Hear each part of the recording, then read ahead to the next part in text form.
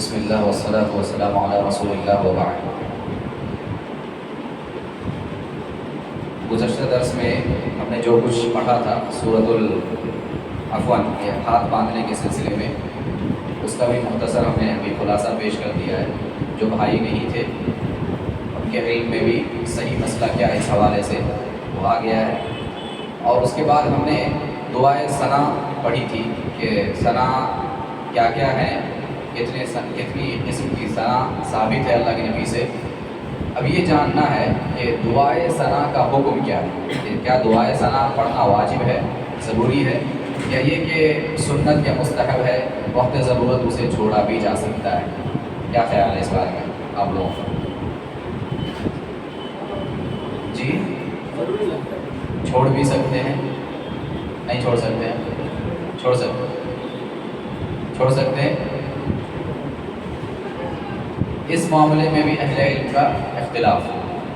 بعض اہل علم اس کے وجوب کے قائل، شیخ البانی رحمہ اللہ بھی اس کے وجوب کے قائل، محدثین میں سے شیخ البانی رحمہ اللہ بھی اس کے وجوب کے قائل، وہ بھی کہتے ہیں کہ نہیں، سورہ فاتحہ سے پہلے ثنا پڑھنا چاہیے، ضروری ہے۔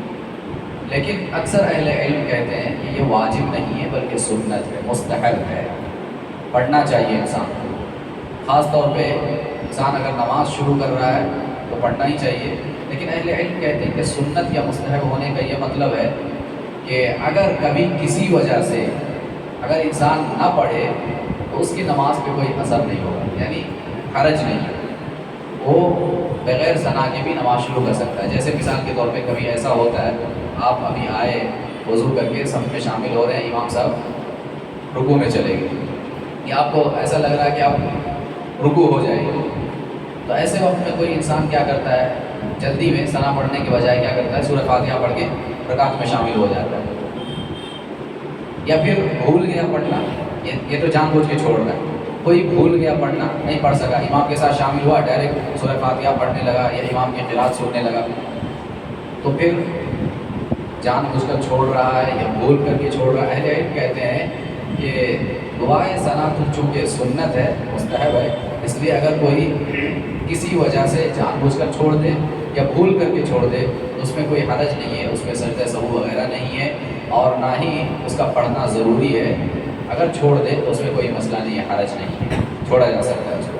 لیکن یہ ہے کہ اس کو پڑھنا چونکہ حدیثوں کے اندر اس کا حکم دیا گیا، تاکید کی گئی ہے، لہٰذا اس کو پڑھنے کی ہی کوشش کرنی چاہیے، جان بوجھ کے چھوڑنے کی کوشش نہیں کرنی چاہیے، خاص طور پہ ایسے وقت میں جب آپ کے پاس پڑھنے کے لیے وقت موجود ہو، کوئی مسئلہ نہ ہو، کوئی حرج نہ ہو، تو پڑھنا چاہیے، اس کا اہتمام کرنا چاہیے، واللہ اعلم۔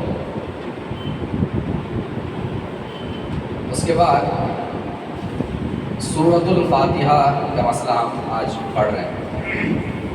نماز میں سورۃ الفاتحہ پڑھنا، نماز ہم نے تکبیر تحریمہ کے ساتھ شروع کر دی ہے، رفع الیدین کیا، ہم نے ہاتھ باندھ لیا۔ صحیح روایتوں میں ہم نے دیکھا کہ ہاتھ ناف کے اوپر سینے کے پاس باندھنا چاہیے، سینے کے اوپر باندھنا چاہیے، علی صدری کے الفاظ روایت کے اندر موجود ہے۔ تو صحیح طریقہ ہاتھ باندھنے کا یہ ہے کہ انسان سینے کے اوپر ہاتھ باندھے۔ اب ہم نے ہاتھ باندھ لیا سینے کے اوپر، اب اپنی نماز کا ہم آغاز کر رہے ہیں۔ ہم نے ثنا بھی پڑھ لی ہے، ثنا بھی پڑھ لی۔ اب اس کے بعد جو پڑھنے والی چیز ہے وہ کیا ہے؟ سورۃ الفاتحہ ہے۔ سورۃ الفاتحہ سے بھی پہلے ایک چیز پڑھنا ہے، وہ کیا ہے؟ جی، تعوذ اور تسمیہ۔ ماشاء اللہ، تعوذ اور تسمیہ کا کیا حکم ہے؟ تعوذ اور تسمیہ پڑھنا ضروری ہے۔ گزشتہ درس میں شاید بات آئی تھی تھوڑی سی نا، ہاں، فَإِذَا قَرَأْتَ الْقُرْآنَ فَاسْتَعِذْ بِاللَّهِ مِنَ الشَّيْطَانِ الرَّجِيمِ۔ یہ ایک اصولی قاعدہ ہے، قرآن کے اندر بیان کیا گیا ہو کہ جب بھی قرآن پڑھو تو قرآن پڑھنے سے پہلے شیطان مردود سے اللہ کی پناہ طلب، ہے نا۔ تو اس آیت سے اہل علم نے کہا کہ اعوذ باللہ پڑھنا چاہیے، تعوذ پڑھنا چاہیے۔ اسی طریقے سے بسم اللہ کا بھی وہی حکم ہے کہ ہر اچھے کام کا آغاز بسم اللہ سے ہونا چاہیے، یہ عام قاعدہ ہے، عام اصول ہے۔ اور قرآن مجید کی تلاوت یہ تو سب سے اچھی چیز ہے، افضل ذکر ہے، تو تعوذ کے ساتھ بسم اللہ پڑھنا چاہیے۔ اور بسم اللہ کو اہل علم نے کہا کہ یہ ہر سورت کا حصہ ہے، ہر سورت کی آیت ہے، ہر سورت کے اندر۔ صرف سورۃ التوبہ ہے قرآن مجید کے اندر جس میں بسم اللہ نہیں ہے، ہر صورت کے آغاز میں بسم اللہ لکھا ہوا ہے. اہل علم نے کہا کہ یہ جو بسم اللہ ہے یہ ہر صورت کا حصہ ہے، جز ہے.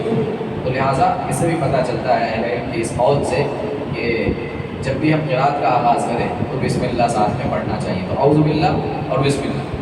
ایک مسئلہ یہاں پہ یہ ہے کہ کیا نماز میں جب ہم تلاوت کا آغاز کر رہے ہیں تو کیا جہرن، سری نہیں، چپ چاپ نہیں، بلکہ بآواز بلند جہرن اعوذ باللہ بسم اللہ پڑھ سکتے ہیں؟ کیا خیال ہے اس بارے میں؟ یعنی امام صاحب اپنی قرات شروع کر رہے ہیں ثنا پڑھنے کے بعد، اب سورہ فاتحہ پڑھنے سے پہلے زور سے اعوذ باللہ من الشیطان الرجیم بسم اللہ الرحمن الرحیم الحمدللہ رب العالمین قرات شروع کی. تو اعوذ باللہ اور بسم اللہ بھی جہرن پڑھ رہے ہیں، تو اس کا کیا حکم ہے؟ کیا ایسا کیا جا سکتا ہے؟ جی، من میں دھیرے آواز سے پڑھنا چاہیے. اختلافی مسئلہ ہے یہ بھی اہل علم کے نزدیک. بہتر یہی ہے کہ خاص طور پہ بسم اللہ تعوذ میں تو اکثر اہل علم کا کہنا ہے کہ تاکہ یہ دھیرے سے پڑھنا چاہیے، آواز بلند نہیں کرنا چاہیے. بسم اللہ میں یہ اختلاف ہے کہ جہرن پڑھیں گے یا سرن پڑھیں گے. تو اکثر اہل علم کا رجحان اسی جانب ہے کہ بسم اللہ کو بھی سری پڑھنا ہے، جہرن نہیں پڑھنا ہے، آواز بلند کر کے نہیں پڑھنا ہے. بسم اللہ کو آوازیں دھیرے آواز سے، دھیمی آواز میں، جیسے ہم عام حالتوں میں جو نماز پڑھتے ہیں یا سورہ فاتحہ ظہر اور عصر وغیرہ میں جیسے پڑھتے ہیں دھیمی آواز میں اپنے من میں پڑھ لیتے ہیں، جیسے صرف زبان ہماری چلتی ہے آواز نہیں نکلتی، تو اس طریقے سے پڑھنا چاہیے، زیادہ بہتر ہے. لیکن اگر کوئی جہرن بھی پڑھ لے کوئی حرج نہیں ہے. جہرن بھی اگر کوئی بآواز بلند بھی بسم اللہ پڑھ لیتا ہے نماز کے آغاز میں تو کوئی حرج نہیں ہے.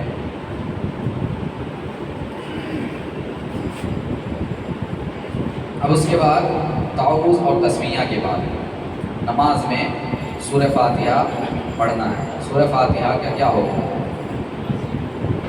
جی جی، سورہ فاتحہ عام طور پہ اگر ایک انسان انفرادی طور پہ نماز پڑھ رہا ہے اپنا الگ سے، تو ظاہر سی بات ہے کسی کا اختلاف ہی نہیں ہے، سب لوگ سورہ فاتحہ پڑھتے ہیں اور بھی جو قرات ہے وہ قرات کرتے ہیں، ساری چیزیں جیسے کرنا چاہیے ویسے کرتے ہیں. لیکن ہمارے پاس اختلاف جو ہے وہ اس مسئلے میں ہے کہ امام کے پیچھے باجماعت نماز میں امام کے پیچھے اگر کوئی نماز پڑھ رہا ہے مقتدی، تو کیا اس کو بھی سورہ فاتحہ پڑھنا ہے کہ نہیں پڑھنا ہے؟ پڑھنا ہے، سورہ فاتحہ پڑھنا ہے. تو اس روایت کا کیا جواب ہوگا؟ ابو بکر رضی اللہ عنہ پیچھے ہی صف میں نبی کی آواز سنے تھے، اللہ اکبر، رکوع میں جانے کی آواز سن لیے تھے اور وہیں سے رکوع کی حالت میں ہو گئے وہ، اور اسی حالت میں چلتے ہوئے آگے صف میں شامل ہو گئے. اللہ کے نبی صلی اللہ علیہ وسلم نے انہیں نماز یا رکعت دہرانے کا حکم نہیں دیا. پھر کیا مسئلہ ہوگا؟ وہ ابھی آئے گا مسئلہ مدری کے رکوع، مدری کے رکعت ہے کہ نہیں، یعنی رکوع پا لینے والا اس کی وہ رکعت ہوگی، شمار کرنا ہے کہ نہیں کرنا ہے، وہ مسئلہ آگے آئے گا انشاءاللہ. اہل علم کا اگرچہ کہ فاتحۃ خلف الامام، امام کے پیچھے فاتحہ پڑھنے کے سلسلے میں اختلاف ہے، لیکن راجح اور برحق مسئلہ جو حدیثوں سے ثابت ہوتا ہے وہ یہی ہے کہ امام کے پیچھے بھی سورہ فاتحہ کی قرات کرنا ہے. اہل علم نے کہا واجب ہے، نماز کے رکن میں سے ہے، یہاں تک اہل علم نے کہا. دلائل ہے اس کے، بغیر دلیل کے نہیں، دلائل ہے، ہم دلائل دیتے ہیں. ہمارا موقف کیا ہے کہ سورہ فاتحہ امام کے پیچھے بھی پڑھنا چاہیے، پڑھنا چاہیے. کیوں پڑھنا چاہیے؟ اس کی دلیل، سب سے پہلی دلیل دیکھیے، حضرت عبادہ بن صامت رضی اللہ عنہ روایت کرتے ہیں کہ ہم نماز فجر میں رسول اللہ صلی اللہ علیہ وسلم کے پیچھے تھے، نماز پڑھ رہے تھے. آپ نے قرآن پڑھا، تلاوت کی آپ نے نماز میں، لیکن تلاوت آپ پر بوجھل ہو گئی، بھاری ہو گئی، مشکل ہو گیا آپ نے تلاوت کرنا.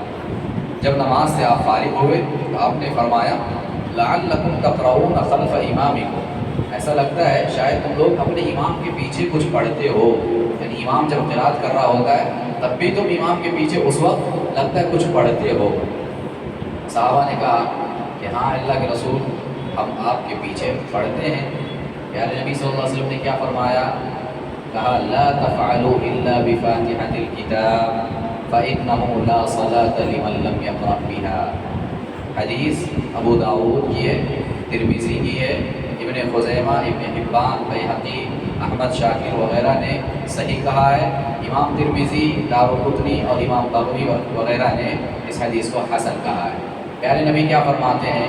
جب صحابہ کہتے ہیں ہاں اللہ کے نبی ہم آپ کے پیچھے پڑھتے ہیں، نماز میں تلاوت کرتے ہیں، تو پیارے نبی نے کیا کہا؟ لا تفعلوا الا بفاتحة الكتاب، سوائے سورہ فاتحہ کے کچھ نہ کرو، کچھ نہ پڑھو۔ یہ مطلب لا تفعلوا الا بفاتحة الكتاب، فاتحہ پڑھو، اس کے علاوہ کچھ نہ پڑھو۔ فإنه لا صلاة لمن لم يقرأ بها، اس لیے کہ جو سورہ فاتحہ نہیں پڑھتا اس کی نماز نہیں ہوتی ہے۔ ہم نے کہا یہ حدیث جو ہے ابو داؤد کے اندر ہے، ترمذی کے اندر ہے، ابن خزیمہ، ابن حبان، بیہقی، احمد شاکر، یہ سارے محدثین نے اس حدیث کو صحیح کہا ہے۔ امام ترمذی، امام دارقطنی اور امام بغوی رحمہم اللہ اجمعین نے اس حدیث کو حسن کہا ہے، قابل عمل، قابل استدلال۔ تو اس حدیث سے کیا پتہ چلا کہ پیارے نبی منع کر رہے ہیں قرات کرنے سے، لیکن صرف آپ کہہ رہے ہیں کہ سورہ فاتحہ پڑھو، اس کے علاوہ جتنی قرات تم کر رہے ہو وہ نہیں کرنا ہے۔ لا تفعلوا الا بفاتحہ نہیں ہے، سورہ فاتحہ پڑھ سکتے ہو، اس کے علاوہ کچھ مت کرو۔ اس حدیث سے پتہ چلتا ہے کہ مقتدی کو بھی امام کے پیچھے سورہ فاتحہ پڑھنا چاہیے۔ ایک حدیث۔ دوسری حدیث جو ابن حبان کی ہے، بیہقی وغیرہ کی ہے، مجموع الزوائد حدیث کی کتاب ہے، امام حیثمی فرماتے ہیں کہ اس حدیث کے سب راوی ثقہ ہیں، معتبر ہیں، مضبوط ہیں۔ ابن حجر نے اس حدیث کو حسن کہا ہے۔ روایت کیا ہے؟ دیکھیے، سیدنا انس بن مالک رضی اللہ عنہ فرماتے ہیں کہ رسول اللہ صلی اللہ علیہ وسلم نے اپنے صحابہ کو نماز پڑھائی، پیارے نبی نے اپنے صحابہ کو نماز پڑھائی، نماز سے فارغ ہو کر ان کی طرف آپ متوجہ ہو، آپ ان کی طرف پلٹے اور آپ نے پوچھا کیا تم اپنی نماز میں امام کی قرات کے دوران میں پڑھتے ہو؟ اپنی نماز میں جب امام قرات کر رہا ہوتا ہے تو دوران قرات کیا تم پڑھتے ہو؟ صحابہ کرام خاموش ہو گئے، صحابہ کرام خاموش ہو گئے کہ کہیں کوئی ڈانٹ نہ پڑ جائے۔ 3 بار آپ صلی اللہ علیہ وسلم نے پوچھا کہ کیا تم پڑھتے ہو؟ صحابہ خاموش ہیں۔ تو صحابہ میں سے بعض نے یہ کہا کہ ہاں اللہ کے رسول ہم ایسا کرتے ہیں، پڑھتے ہیں، امام کے پیچھے بھی پڑھتے ہیں۔ آپ نے فرمایا ایسا نہ کرو، تم صرف سورہ فاتحہ دل میں پڑھ لیا۔ یعنی جو قرات صحابہ کرتے تھے نبی کے ساتھ، امام کے ساتھ، پوری قرات کی پیارے نبی صلی اللہ علیہ وسلم نے ممانعت کا حکم جاری کر دیا، کہا کہ نہیں کر سکتے ہو، نہیں پڑھ سکتے ہو، ہاں جہاں تک سورہ فاتحہ کی بات ہے وہ تم اپنے دل میں پڑھ لیا کرو، یعنی بغیر آواز بلند کیے اپنے زبان سے پڑھ لیا کرو۔ اس حدیث کے اندر ہم نے جیسا کہ کہا ابن حبان بیہقی کی روایت ہے، مجموع الزوائد میں امام حیثمی فرماتے ہیں کہ اس کے سارے راوی ثقہ ہیں، اور ابن حجر نے کہا کہ یہ روایت جو ہے حسن درجے کی ہے۔ اس سے یہ پتہ چلتا ہے، اس روایت سے بھی، یہ دوسری دلیل ہے، دوسری روایت ہے جس سے یہ پتہ چلتا ہے کہ امام کے پیچھے سورہ فاتحہ پڑھنا چاہیے، پڑھنے کا حکم ہے۔ تیسری روایت اس سلسلے میں، یہ روایت صحیح مسلم کی ہے۔ صحیح مسلم کے روات پر یا اس کی سند پر سارے لوگ متفق ہیں، کسی کو کوئی اختلاف نہیں ہو سکتا۔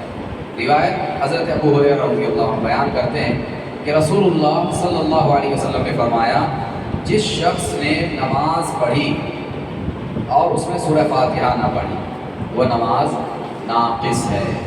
پیارے نبی فرماتے ہیں من صلی صلاۃ لم یقرأ فیہا بفاتحۃ الکتاب فہی خداج یقولها ثلاثا، یہ جو شخص نے نماز پڑھی اور اس نماز میں سورہ فاتحہ نہ پڑھی تو اس کی وہ نماز ناقص ہے، ادھوری ہے، انکمپلیٹ ہے۔ 3 مرتبہ پیارے نبی صلی اللہ علیہ وسلم نے یہ بات بیان فرمائی۔ راوی جو ہے حدیث کے حضرت ابو سعید، وہ کیا کہتے ہیں؟ حضرت ابو ہریرہ جب یہ روایت اللہ کے نبی کی بیان کرتے ہیں تو وہ راوی ابو سعید حضرت ابو ہریرہ سے کہتے ہیں کہ بسا اوقات ہم امام کے پیچھے ہوتے، آپ نے کہا کہ جس نے سورہ فاتحہ نہ پڑھی اس کی نماز کیا ہے؟ ناقص ہے، ادھوری ہے۔ تو آپ بتائیے کہ بسا اوقات ہم جو امام کے پیچھے ہوتے ہیں، بطور مقتدی ہم نماز پڑھتے ہیں، تو اس وقت ہم کیسے کریں گے؟ حضرت ابو ہریرہ نے جواب دیتے ہوئے کہا اقرأ بہا فی نفسک یا فارسی، کہا کہ اے فارسی اسے اپنے دل میں پڑھ لیا کرو، یعنی آواز بلند کیے بغیر دھیمی آواز میں اپنے آپ میں سورہ فاتحہ کو پڑھ لیا کرو۔ یہ حدیث صحیح مسلم کے اندر باب وجوب القراءۃ الفاتحہ فی کل رکعہ کے اندر امام مسلم نے لائی ہے، حدیث نمبر 395۔ اس حدیث سے کیا پتہ چلا؟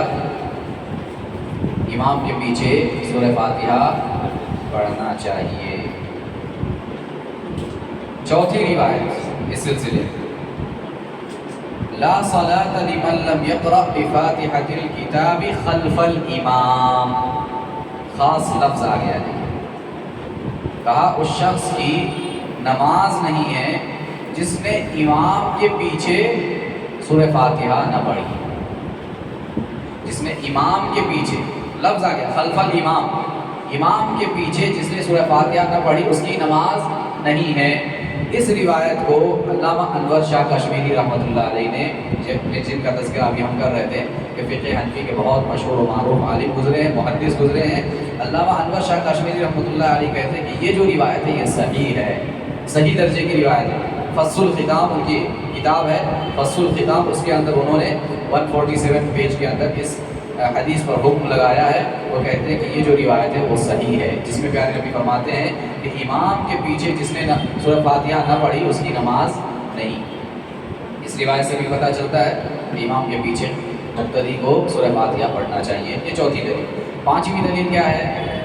اقرأ خلف الامام بفاتحة الکتاب، اقرأ خلف الامام بفاتحة الکتاب، یہ حضرت عبداللہ بن عباس رضی اللہ عنہ کا غالباً قول ہے، کہتے ہیں کہ امام کے پیچھے سورہ فاتحہ پڑھا کرو، یہ حکم دے، امام کے پیچھے سورہ فاتحہ پڑھا کرو۔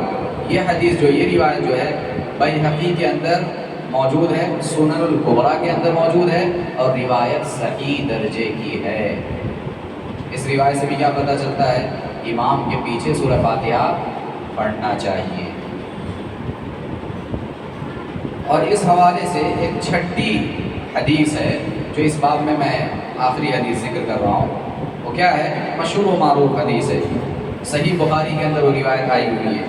پیارے نبی صلی اللہ علیہ وسلم فرماتے ہیں لا صلاۃ لمن لم يقرأ بفاتحة الکتاب، جس شخص نے نماز میں سورہ فاتحہ نہیں پڑھی اس کی کوئی نماز نہیں، اس کی وہ نماز نہیں ہوئی۔ اب دیکھیے یہ حدیث صحیح بخاری کے اندر ہے، لا صلاۃ لمن لم يقرأ بفاتحة الکتاب، کہ جس نے سورہ فاتحہ نہ پڑھی اس کی نماز نہیں ہوئی۔ اس حدیث کو امام بخاری اپنی کتاب صحیح بخاری کے اندر لا رہے ہیں، اور اس سے پہلے وہ باب باندھتے ہیں، ہر حدیث کو لانے سے پہلے باب باندھتے ہیں۔ اس حدیث کو لانے سے پہلے انہوں نے باب باندھا ہے، کن الفاظ کے ساتھ؟ کہتے ہیں باب وجوب القراءۃ للامام والمأموم فی الصلوات کلھا۔ امام بخاری کہتے ہیں کہ یہ باب اس بات پر قائم ہے کہ امام اور ماموم، امام اور مقتدی، ہر ایک کے لیے قرأت واجب ہے ہر نماز میں۔ کس چیز کی قرأت؟ سورہ فاتحہ کی۔ اور اسی پر وہ حدیث لا رہے ہیں کہ جس شخص نے سورہ فاتحہ نہ پڑھی اس کی نماز نہیں ہے۔ تو امام ہو، ماموم ہو، امام ہو، مقتدی ہو، ہر ایک پر سورہ فاتحہ کا پڑھنا واجب ہے۔ یہ امام بخاری رحمہ اللہ نے خود اپنی صحیح بخاری کے اندر یہ باب باندھ کر کے یہ حدیث لائی ہے۔ ان تمام صحیح دلائل سے یہ ثابت ہوتا ہے کہ سورہ فاتحہ جو ہے وہ پڑھنا ہر نماز میں، ہر رکعت میں ضروری ہے، چاہے وہ امام ہو یا غیر امام ہو، مقتدی ہو یا کہ امام ہو، ہر ایک کے لیے سورہ فاتحہ کا پڑھنا واجب اور ضروری ہے۔ اب جو لوگ سورہ فاتحہ نہ پڑھنے کے قائل، سورہ فاتحہ جن کے پاس نہیں پڑھنا ہے، ان کے دلائل کیا ہے وہ بھی دیکھتے ہیں اور اس کا تجزیہ بھی ہم کرتے ہیں۔ سب سے پہلی دلیل جو احناف اس بارے میں دیتے ہیں کہ سورہ فاتحہ کی قرأت ماموم کے لیے، یعنی مقتدی کے لیے نہیں ہے، صرف امام کے لیے، وہ کیا دلیل دیتے ہیں؟ قرآن مجید کی آیت سورۃ الاعراف آیت نمبر 204، آیت کیا ہے؟ وَإِذَا قُرِئَ الْقُرْآنُ فَاسْتَمِعُوا لَهُ وَأَنصِتُوا لَعَلَّكُمْ تُرْحَمُونَ، کہ جب قرآن کی تلاوت کی جائے، قرآن پڑھا جائے فاستمعوا له، تو اسے غور سے سنو، وانصتوا، خاموشی اختیار کرو، لعلکم ترحمون، تاکہ تم پر رحم و کرم کا معاملہ کیا جائے۔ واضح ہے نا کہ جب قرآن کی تلاوت کی جائے تو کیا کرنا ہے؟ قرآن کو صرف سننا ہے اور کچھ نہیں کر سکتے۔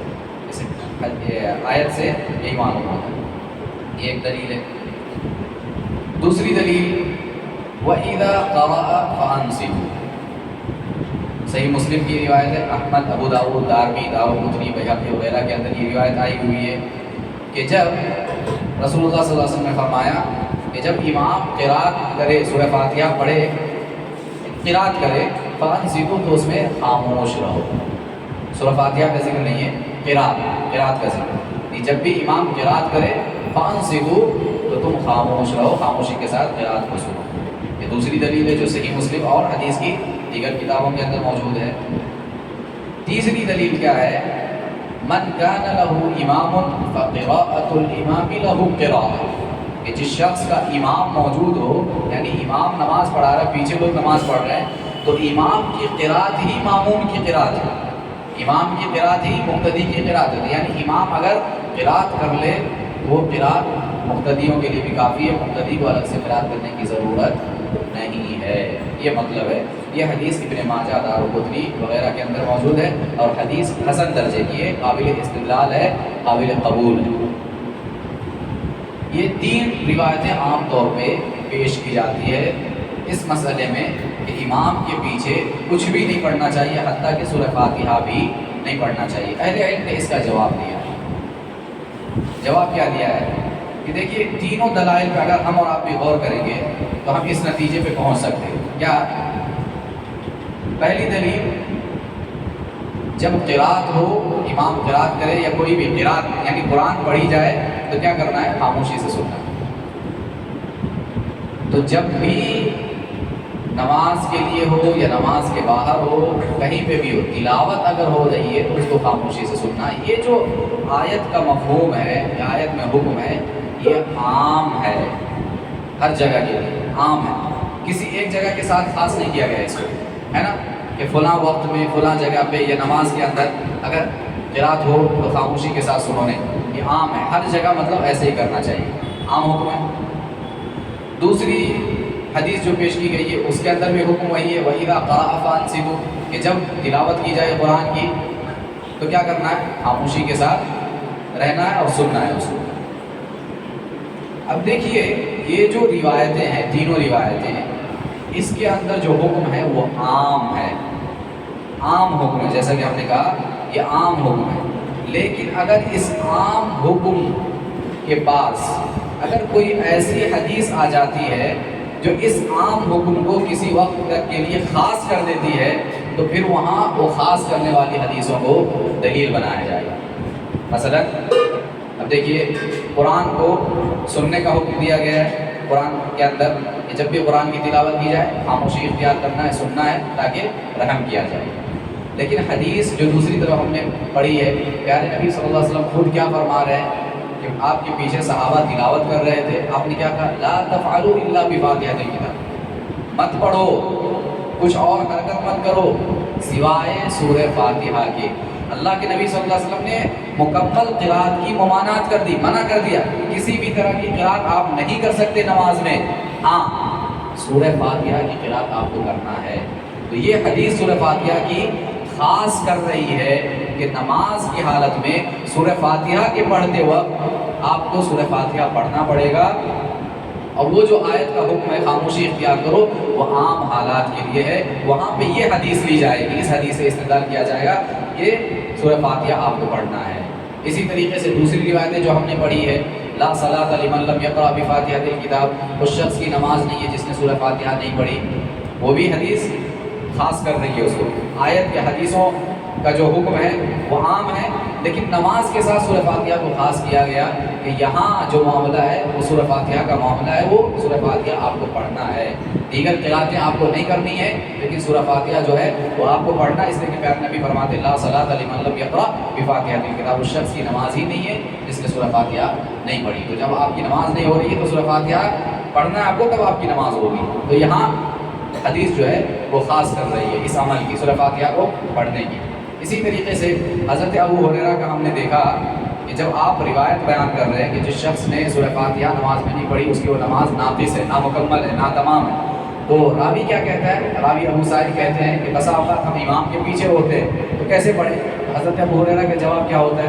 اقرأ بہا فی نفسک یا فارسی، اے فارسی اسے اپنے دل میں پڑھ لیا کرو، یعنی دھیمی آواز میں پڑھ لیا کرو۔ تو یہاں پہ بھی یہ آیت، یہ حدیث جو ہے، یہ آیت کے عام حکم کو خاص کر رہی ہے کہ ہر جگہ آپ کو خاموش رہنا ہے، لیکن جہاں سورہ فاتحہ کی بات آئے گی حضرت ابو ہریرہ کہتے ہیں کہ اپنے نفس میں اس کو پڑھنا ہے، سورہ فاتحہ پڑھتے وقت سورہ فاتحہ کو پڑھنا ہے، اگرچہ امام آپ کے سامنے پڑھ رہا ہو لیکن سورہ فاتحہ وہاں پہ پڑھنا پڑے گا، کیونکہ حضرت ابو ہریرہ کہتے ہیں کہ اس کے بغیر نماز جو ہے ادھوری ہے، ناقص ہے، نامکمل ہے، انکمپلیٹ۔ تو جو عام دلائل ہے اس کا جواب اہل علم نے یہی دیا ہے کہ وہ سارے دلائل جو احناف دیتے ہیں اس باب میں اگرچہ کہ صحیح ہے، مسلم کی روایت ہے، قرآن کی آیت ہے، حسن درجے کی ابن ماجہ دارقطنی کی روایتیں ہیں، لیکن وہ عام دلائل ہیں۔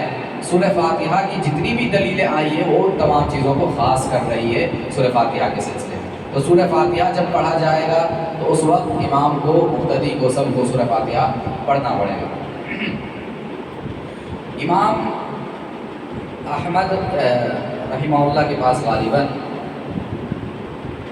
ایک دوسرا مسئلہ ہے اس بارے میں، وہ کیا ہے؟ وہ کہتے ہیں کہ سری نماز میں مقتدی جو ہے سورہ فاتحہ پڑھے گا، لیکن جہری نماز میں نہیں پڑھے گا۔ نماز فجر ہے، مغرب ہے، عشاء ہے، جس میں آواز بلند آواز سے قرات کی جاتی ہے، تو امام احمد کہتے ہیں کہ ایسی نمازوں میں مقتدی جو ہے وہ سورہ فاتحہ نہیں پڑھے۔ ظہر اثر ہے، خاموش قرات کے ساتھ پڑھتے ہیں، اس میں پڑھے گا مقتدی، لیکن جہری نمازوں میں قرات نہیں کرے گا، سورہ فاتحہ نہیں پڑھے گا۔ اس کا کیا جواب ہے؟ اہل علم نے وہ دلیل بھی دیتے ہیں۔ امام احمد جو ہے ان کی دلیل ہے حضرت ابو ہریرہ رضی اللہ عنہ کی ایک روایت ہے، اس میں ہے پیارے نبی صلی اللہ علیہ وسلم فرماتے ہیں کہ انی اقول ما لی انازع القرآن، ایسے ہی صحابہ آپ کے پیچھے پڑھتے تھے قرآن، جب آپ تلاوت کرتے تھے نماز میں تو صحابہ پیارے نبی صلی اللہ علیہ وسلم کے پیچھے قرآن پڑھتے تھے، جیسا کہ ابھی بہت ساری روایتیں گزری، صحابہ پڑھتے تھے، اللہ کے نبی نے منع کیا، سورہ فاتحہ پڑھنے کا حکم دیا۔ تو اسی طریقے کی روایت ہے کہ صحابہ آپ کے پیچھے نماز میں سورہ فاتحہ پڑھتے تھے، یا سورہ فاتحہ نہیں، اس میں سورہ فاتحہ کا تذکرہ نہیں ہے، ایسے ہی قرات کرتے تھے۔ تو پیارے نبی صلی اللہ علیہ وسلم نماز کے بعد کہتے ہیں کہ مجھے یہ محسوس ہونے لگا، میں اپنے آپ میں کہنے لگا کیا بات ہے کہ میں قرآن سے لڑ رہا ہوں، قرآن سے جھگڑنے لگا، یعنی قرات آپ سے مشکل ہو رہی ہے، آپ بار بار پڑھنا چاہ رہے ہیں لیکن آپ کا ذہن ادھر ادھر چلا جا رہا ہے، آپ پھر پڑھنا چاہ رہے ہیں آپ پھر نہیں پڑھ پا رہے ہیں، یعنی آپ کہہ رہے ہیں کہ ایسا لگا میں قرآن کے ساتھ جھگڑ رہا ہوں، اتنا میرے لیے مشکل ہو گئی قرات کرنا۔ تو جب یہ بات پیارے نبی صلی اللہ علیہ وسلم نے صحابہ سے کہی تو صحابہ نے کیا کیا؟ فَانْتَهَى النَّاسُ عَنِ الْقِرَاءَةِ مَعَ رَسُولِ اللَّهِ صلی اللہ علیہ وسلم فِيمَا جَهَرَ فِيهِ بِالْقِرَاءَةِ۔ راوی کہتے ہیں کہ اس کے بعد صحابہ نے کیا کیا؟ جہری نمازوں میں اللہ کے رسول صلی اللہ علیہ وسلم کے ساتھ قرات کرنے سے گریز کرنے لگے، پرہیز کرنے لگے، جہری نمازوں میں قرات نہیں کرتے تھے۔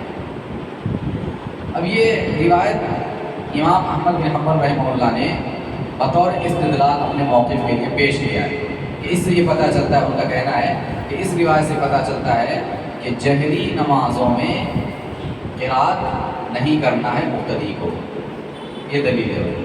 ابو داؤد، موطا اور دارقطنی وغیرہ کی روایت ہے۔ تو اس کی تردید میں اہل علم نے کیا کہا ہے؟ اس میں بھی کوئی بڑا مسئلہ نہیں ہے، بہت آسان مسئلہ ہے۔ اہل علم نے جواب دیتے ہوئے کہا کہ دیکھیے یہ جو روایت ابھی امام احمد جس کو دلیل بنا رہے ہیں یہ حضرت ابو ہریرہ رضی اللہ عنہ کی روایت ہے، حضرت ابو ہریرہ کی روایت ہے کہ اللہ کے نبی صلی اللہ علیہ وسلم جب قرات کر رہے تھے، لوگ آپ کے پیچھے قرات کر رہے تھے، آپ نے کہا کہ مجھے کیا ہو گیا کہ مجھے لگ رہا میں قرآن کے ساتھ جھگڑ رہا ہوں۔ جب صحابہ سے پیارے نبی نے یہ بیان کیا تو صحابہ رک گئے، اس کے بعد قرات نہیں کرتے تھے۔ یہ روایت جو ہے حضرت ابو ہریرہ بیان کر رہے ہیں۔ تو حضرت ابو ہریرہ ہی کی ابھی ہم نے ایک دوسری روایت دیکھی تھی، جو ابو صائب راوی جنہوں نے کہا تھا حضرت ابو ہریرہ سے، جب حضرت ابو ہریرہ نے دوسری حدیث بیان کی تھی کہ جو نماز پڑھے اور اس میں سورہ فاتحہ نہ پڑھے اس کی نماز انکمپلیٹ ہے، نامکمل ہے۔ ناقص ہے، تو اس وقت حضرت ابو ہریرہ نے کیا کہا؟ اقرأ بہا فی نفسک یا فارسی، کہا کہ اے فارسی اسے اپنے جی میں پڑھ لو، دل میں پڑھ لو، دھیمی آواز میں پڑھ لو۔ تو جب ابو ہریرہ رضی اللہ عنہ ادھر دوسری طرف یہ بات کہہ رہے ہیں کہ اپنے جی میں پڑھو، اور دوسری طرف ادھر جو حدیث بیان کر رہے ہیں کہ صحابہ رک گئے، تو دونوں میں تو بظاہر تعارض ہو جا رہا ہے، دونوں میں بظاہر تعارض ہو جا رہا ہے، دونوں حدیث ایک دوسرے سے ٹکرا رہی ہیں۔ ایسا نہیں ہے، جب حضرت ابو ہریرہ خود کہہ رہے ہیں کہ اپنے دل میں پڑھ لو، تو اس کا مطلب یہ ہے کہ صحابہ کرام جو تھے وہ سورہ فاتحہ کے علاوہ، سورہ فاتحہ بھی اور اس کے علاوہ بھی جو تلاوت ہوتی تھی وہ تھوڑی بلند آواز میں کیا کرتے تھے، اونچی آواز میں کرتے تھے۔ آپ دیکھیے اگر دھیمی آواز میں مقتدی قرات کرے گا تو امام کو تو سنائی بھی نہیں دے گا، تو مالی انازع القرآن کا کیا مطلب ہوا کہ میں قرآن کے ساتھ جھگڑ رہا ہوں؟ اللہ کے نبی جو کہہ رہے ہیں میں قرآن کے ساتھ جھگڑ رہا ہوں، مجھے ایسا محسوس ہوا۔ تو اگر کوئی دھیمے انداز میں قرات کرے تو امام کو تو پتہ بھی نہیں چلے گا۔ لیکن بسا اوقات ہم دیکھتے ہیں اپنی ہی مسجدوں میں امام قرات کر رہا ہوتا ہے، پیچھے بچے وغیرہ کوئی شور ہنگامہ کرتے ہیں، یا امام کے ساتھ کوئی قرات کرنے لگتا ہے، یا بسا اوقات لوگوں کا فون رنگ بجنے لگتا ہے موبائلوں کا، تو امام کا قرات مشکل ہوتی ہے کہ نہیں ہوتی؟ ہو جاتی ہے۔ بسا اوقات تراویح وغیرہ میں امام بھول بھی جاتا ہے، آیت یاد نہیں آتی ہے، تو یہ کب ہوتا ہے؟ جب آواز بلند ہو، پیچھے مقتدی کی آواز یا کسی کی بھی آواز پیچھے اونچی آواز آنے سے امام کی قرات میں خلل واقع ہوتا ہے، امام پڑھ نہیں سکتا ہے صحیح سے، دشواری ہوتی ہے۔ تو صحابہ کرام کے بارے میں اہل علم کہتے ہیں وہی مسئلہ تھا کہ صحابہ کرام تھوڑی بلند آواز سے قرات کیا کرتے تھے، تب اللہ کے نبی نے کہا کہ مجھے ایسا لگا میں قرآن کے ساتھ جھگڑ رہا ہوں، فانتهى الناس عن القراءة مع رسول اللہ، تو اس وقت صحابہ نے کیا کیا؟ اتنی بلند آواز سے جو پڑھتے تھے، قرات کرتے تھے نبی کے ساتھ، امام کے ساتھ، وہ آواز انہوں نے پست کر دی، وہ آواز انہوں نے پست کر دی، اب دھیمے انداز میں سورۃ الفاتحہ پڑھا کرتے تھے۔ تو حضرت ابو ہریرہ رضی اللہ عنہ کو وہ روایت جو ہے کہ دل میں پڑھ لو، اپنے جی میں پڑھ لو، حضرت ابو ہریرہ کی یہ بھی روایت ہے، اس سے یہ پتہ چلتا ہے کہ جو ممانعت یا صحابہ کرام رک گئے تھے قرات کرنے سے، وہ قرات سے رکنا نہیں تھا بلکہ آواز بلند پڑھنے سے رکنا تھا۔ تو یہ کچھ دلائل تھے جو طرفین کے ہم نے آپ کے سامنے پیش کیے ہیں۔ سورہ فاتحہ امام کے پیچھے پڑھنے کا جو قول ہے وہی راجح ہے، وہی برحق ہے، دلائل کی روشنی میں وہی ثابت ہے، لہٰذا امام کو، مقتدی کو، ہر ایک کو سورہ فاتحہ پڑھنا چاہیے۔ کیونکہ دیکھیے اتنے واضح الفاظ کے ساتھ جو روایتیں آئی ہیں، لا صلاۃ لمن لم یقرأ بفاتحۃ الکتاب، کہ اس شخص کی نماز ہی نہیں جس نے سورہ فاتحہ نہ پڑھا۔ حضرت ابو ہریرہ کہتے ہیں کہ اپنے دل میں پڑھ لو، اگرچہ امام کے پیچھے وہ اپنے دل میں پڑھ لو۔ پیارے نبی فرماتے ہیں کہ لا تفعلوا الا بفاتحۃ الکتاب، کہ سورہ فاتحہ کے علاوہ کچھ اور میرے پیچھے نہ پڑھو۔ تو اس طرح کی اتنی ساری روایتیں ہیں جس سے یہ پتہ چلتا ہے کہ امام کے پیچھے سورہ فاتحہ پڑھنا چاہیے، پڑھنے کا حکم ہے۔ صحابہ کرام پڑھا کرتے تھے، اور صلوا کما رأیتمونی اصلی، نماز ویسے پڑھو جیسے مجھے پڑھتے ہوئے دیکھا گا، تقاضا بھی یہی ہے۔ واللہ اعلم۔ اب یہاں پہ ایک مسئلہ ہے جو شروع میں ہم نے جس کا تذکرہ کیا تھا کہ کیا مدرک رکوع مدرک رکعت ہے کہ نہیں ہے، یعنی ایک شخص مسجد میں اس وقت داخل ہوا جب امام صاحب رکوع میں جا رہے تھے یا رکوع میں جا چکے تھے۔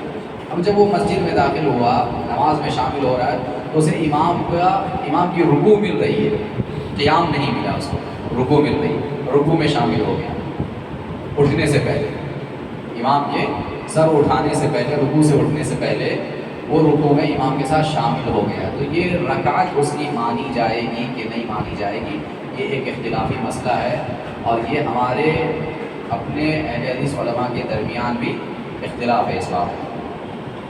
اصل دیکھیے جو دونوں طرف علماء ہیں، دونوں کے اپنے اپنے دلائل ہیں۔ جو لوگ یہ کہتے ہیں کہ صرف رکوع ملنے سے رکعت نہیں ملے گی، رکعت نہیں ملے گی، ان کی دلیل کیا ہے؟ ان کی دلیل دو اہم باتیں، ایک کیا ہے؟ سورہ فاتحہ کا پڑھنا۔ اتنی ساری حدیثیں ہم نے جو ابھی سنی ہیں، ان تمام حدیثوں سے کیا پتہ چلتا ہے؟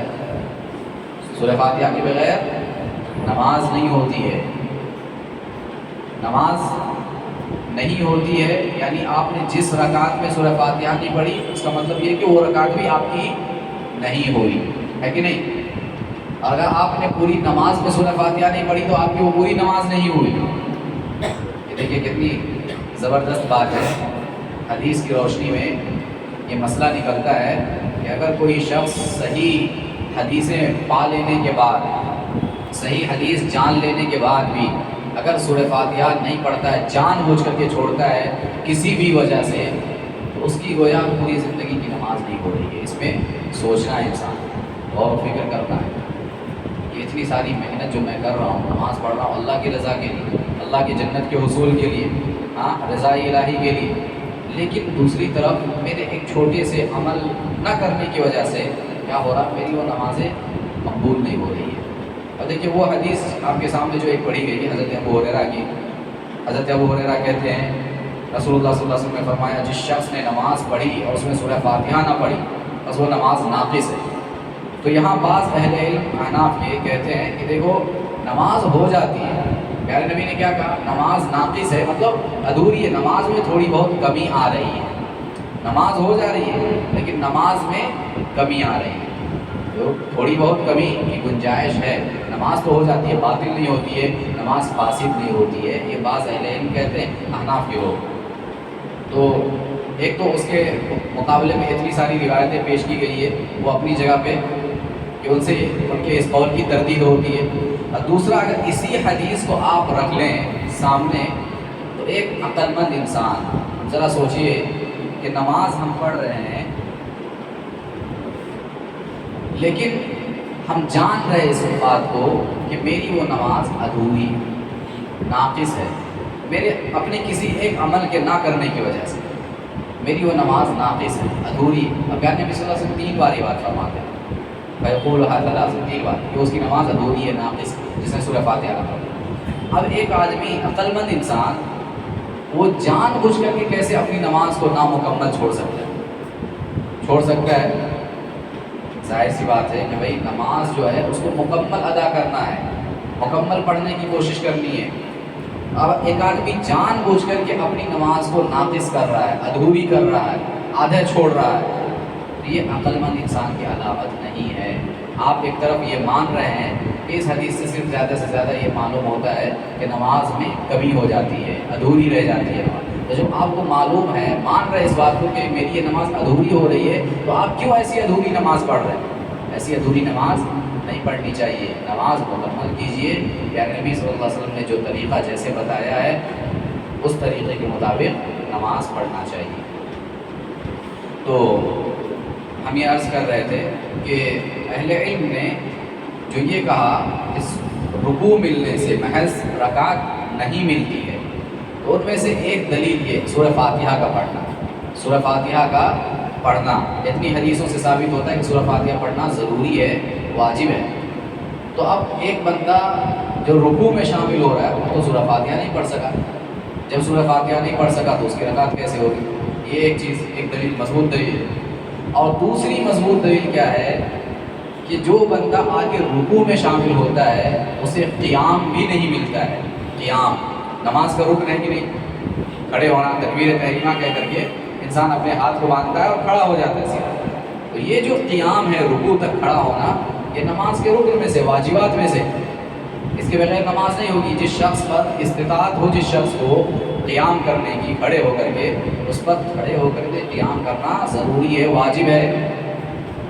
تو جب آپ دو رکن چھوڑ رہے ہیں نماز کا، سورہ فاتحہ بھی چھوڑ رہے ہیں، قیام بھی آپ کا چھوٹ رہا ہے، تو پھر آپ کی وہ رکعت کیسے شمار ہوگی؟ یہ ایک طرف اہل علم کا کہنا ہے۔ تو جو لوگ اس بات کے قائل ہیں کہ محض رکوع کے ملنے سے رکعت نہیں ملتی ہے، ان کی یہ 2 دلیل ہے کہ سورہ فاتحہ نہیں پڑھی گئی ہے اس نماز کے اندر، اس رکعت کے اندر، اور قیام نہیں کیا گیا ہے اس رکعت کے اندر، اس لیے رکعت ملنے سے محض رکوع ملنے سے محض وہ رکعت شمار نہیں کی جائے گی۔ اور جو اہل علم قائل ہیں کہ رکوع ملنے سے رکعت مل جاتی ہے، ان کے اپنے دلائل، ان کے اپنے دلائل، ایک نہیں کئی دلائل، لیکن یہاں پہ ایک بات میں یہ کہنا چاہوں گا کہ اس بارے میں جو اکثر دلائل آئے ہیں وہ دلائل کیا ہیں؟ اکثر موقوف ہے۔ موقوف کا مطلب صحابہ کرام تک جا کر اس کی سندیں ختم ہو جاتی ہیں، مرفوع نہیں ہے۔ حدیث کی دو قسمیں، ایک موقوف ہوتی ہے اور ایک مرفوع ہوتی ہے۔ موقوف جس کی سند صحابہ تک جا کر ختم ہو جائے، اللہ کے نبی سے وہ بات ثابت نہ ہو، اور مرفوع وہ حدیث جو پیارے نبی صلی اللہ علیہ وسلم تک پہنچے سند، اس میں اللہ کے نبی صلی اللہ علیہ وسلم کا فرمان کوئی قول آپ کا موجود ہو، وہ مرفوع ہے۔ تو اہل علم نے اس سلسلے میں کہا ہے کہ موقوف روایتیں اس سلسلے میں زیادہ آئی ہیں۔ میں کہہ رہا تھا کہ موقوف روایتیں اس سلسلے میں زیادہ آئی ہیں۔ موقوف روایتیں کیا کیا؟ اس میں سے ایک دو ہم دیکھتے ہیں، بہت ساری روایتیں ہیں، ان سے اہل علم استدلال کرتے ہوئے اس میں سے مشہور ایک چیز جو شروع میں اشارہ کیا تھا بھائی نے، کہ ابو بکر رضی اللہ عنہ صحابی رسول کیا کرتے ہیں، مرتبہ مسجد آتے ہیں تو دیکھتے ہیں کہ اللہ کے نبی صلی اللہ علیہ وسلم نے رکوع میں جانے کے لیے تکبیر کہہ دیا، آپ رکوع میں چلے گئے۔ وہ ابھی مسجد میں داخل ہی ہوتے، باہر ہی ہوتے، صف میں نہیں پہنچے ہوتے، سب سے دور رہتے۔ تو اسی حالت میں وہ کیا کرتے ہیں، نماز سب سے پیچھے ہی رکوع کی حالت میں وہ چلے جاتے ہیں، اور رکوع کی حالت میں ہی چلتے چلتے آگے صف میں شامل ہو جاتے ہیں۔ پیارے نبی صلی اللہ علیہ وسلم کو اس بات کا علم ہوتا ہے۔ نماز کے بعد آپ پوچھتے ہیں کہ کس نے ایسا کیا، بتاتے ہیں حضرت ابو بکر کہ میں نے ایسا کیا ہے۔ پیارے نبی فرماتے ہیں زادک اللہ حرصا ولا تعد، آپ فرماتے ہیں، دعا دیتے ہیں کہ اللہ تمہارے اس شوق کو، اس حرص کو مزید بڑھائے، اس میں اضافہ کرے، آئندہ ایسا نہ کرنا۔ اب یہ جو لفظ ہے ولا تعد کا، اس میں اہل علم نے اختلاف کیا، یہ صحیح روایت ہے، اس میں اہل علم نے اختلاف کیا۔ اہل علم کا کہنا ہے کہ ولا تعد کا کیا مطلب ہے؟ کیا یہ مطلب ہے کہ آئندہ یہ جو عمل تم نے حرکت کیا ہے کہ سب سے پیچھے تم حالت رکوع میں چلے گئے اور پھر اسی طریقے سے چلتے چلتے سب میں شامل ہو، اس عمل سے اللہ کے نبی صلی اللہ علیہ وسلم نے حضرت ابو بکر کو منع کیا ہے، یا یہ کہ تم نے جو اس کو رکعت شمار کیا ہے آئندہ اس کو رکعت شمار نہیں کرنا؟ یعنی ابھی پڑھ لیے وہ ٹھیک ہے، ایکسیپشنل معاملہ ہے، پڑھ لیے وہ ٹھیک ہے، لیکن آئندہ اس کو رکعت شمار نہیں کرنا، یہ مطلب ہے۔ یہ دو چیزیں اہل علم نے اس میں اختلاف کیا۔ اور دیکھیے اہل علم کا یہاں پہ کہنا ہے، ایک اصولی قاعدہ ہے، فقہ کا ایک اصولی قاعدہ ہے، اذا جاء الاحتمال بطل الاستدلال۔ اہل علم جو قائل ہیں اس کے کہ سورہ فاتحہ اور قیام کے بغیر نماز نہیں ہوتی ہے، رکعت نہیں ہوتی ہے، ان اہل علم نے جواب دیا اس حدیث کا کہ اس حدیث کے اندر ایک احتمال ہے کہ اللہ کے نبی صلی اللہ علیہ وسلم نے آخر ان کو منع کیا تو کس کام سے منع کیا؟ اس حرکت کے کرنے سے منع کیا، صف میں پیچھے رکوع کی حالت میں جو ہو گئے تھے اب چلتے چلتے اسی حالت میں آئے تھے اس سے منع کیا، یا یہ کہ یہ رکوع انہوں نے رکعت کو شمار کر لیا تھا اس رکعت کو، تو اس سے منع کیا کہ آئندہ اس کو رکعت شمار نہیں کرنا؟ کس سے منع کیا؟ تو احتمال پیدا ہو گیا کہ یہ بھی ہو سکتا ہے وہ بھی ہو سکتا ہے، دونوں چیزوں سے اللہ کے نبی نے منع کیا یہ ہو سکتا ہے، تو یہ احتمال پیدا ہو گیا۔ اہل علم کہتے ہیں اذا جاء الاحتمال بطل الاستدلال، جب اس طرح کا احتمال کسی معاملے میں یا کسی حدیث کے بارے میں آ جائے تو اس سے کوئی ایک استدلال نہیں کیا جا سکتا ہے، نہ یہ استدلال کیا جا سکتا ہے نہ وہ استدلال کیا جا سکتا ہے۔ ٹھیک ہے، ایک بات یہ۔ اب جو روایتیں اس حوالے سے آئی ہیں وہ روایتیں کیا ہے؟ دیکھیے ایک دو روایتیں بیان کر کے ہم اپنی بات ختم کریں گے۔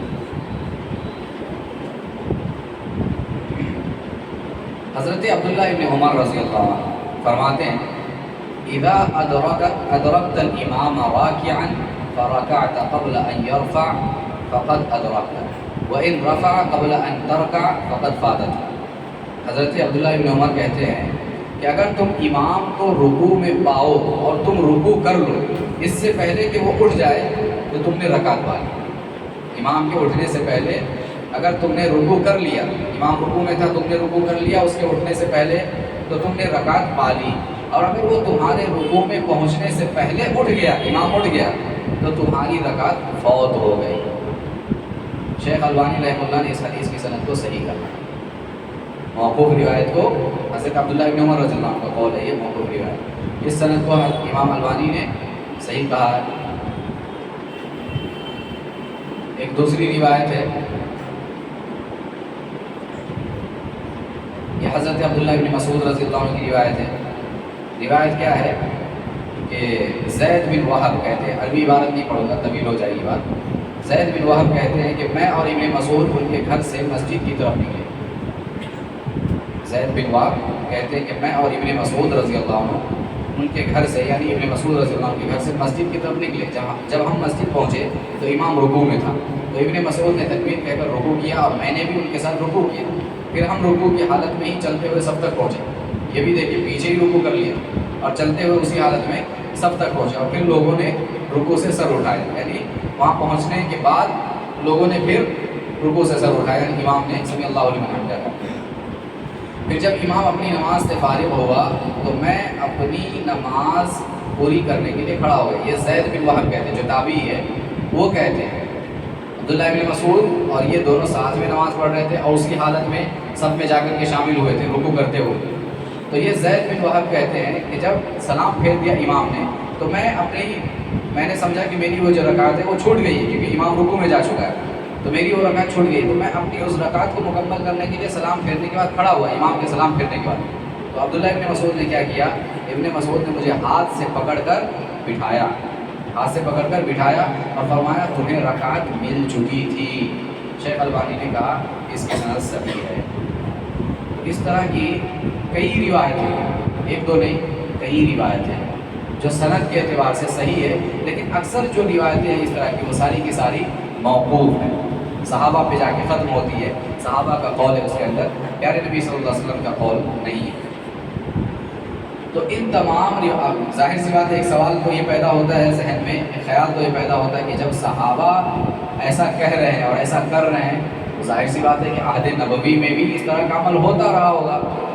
ظاہر سی بات ہے، عقل تو سوچے کہ جب صحابہ اس طرح کر رہے ہیں تو عہد نبوی میں نبی صلی اللہ علیہ وسلم کے زمانے میں، آپ کے دور میں، آپ کی موجودگی میں اس طرح ہوتا تھا کہ لوگ رکوع کو رکعت شمار کر لیتے تھے. رکوع کو پانے والا اسے رکعت شمار کرتا تھا، تبھی تو صحابہ ایسا کرتے تھے، ورنہ صحابہ ایسا نہیں کر سکتے.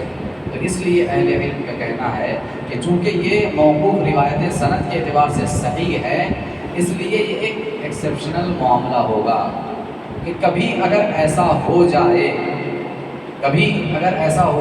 کہ انسان ایسی حالت میں پہنچ رہا ہے کہ امام سب رکوع میں جا چکے ہیں، اب وہ رکوع سے بھی سر اٹھانے والے ہیں، تو جلدی سے انسان اس رکعت کو پا لینے کے لیے اگر رکوع میں شامل ہو جاتا ہے تو بعض اہل علم کہتے ہیں کہ اس کی وہ رکعت جو ہے وہ مانی جائے گی، ثابت ہو جائے گی. یہ ان دلائل کی روشنی. تو ہم نے تحقیق کیا اس مسئلے میں، بڑے بڑے اہل علم کو دیکھا ہے، اور آج کے دور کے جو بھی ہمارے بڑے علماء ہیں ان کو بھی ہم نے دیکھا ہے، سنا ہے ان کو، ان سے مسائل دریافت کیا ہے. تو اہل علم کا اختلاف ہے اس معاملے میں. عوام الناس کو یہ سارے مسائل علماء پہ چھوڑنا چاہیے. ایک نصیحت کی بات یہ ہے کہ عوام جن کے پاس شریعت کی گہرائی کا علم نہیں ہے انہیں کیا کرنا چاہیے، ایسے مسائل کو علماء کے حوالے کرنا چاہیے. اب علماء کے پاس اگر دلائل ہیں، آپ خود اپنے طور پہ بھی تحقیق کر سکتے ہیں، کرنا چاہیے، تو آپ ان دلائل میں سے جن دلائل پر آپ کا دل مطمئن ہوتا ہے آپ ان عالم کی طرف جا سکتے ہیں، ان دلائل کی طرف جا کر کے آپ وہ عمل اختیار کر سکتے ہیں. لیکن یہ نہیں ہونا چاہیے کہ آپ اگر ایک عمل کر رہے ہیں، سامنے والا دوسرا عمل کر رہا ہے تو آپ اس کو پھر اس کی وجہ سے ٹارگیٹ کر رہے ہیں، اس کو برا بھلا کہہ رہے ہیں. ہاں، تو یہ بات نہیں ہونی چاہیے.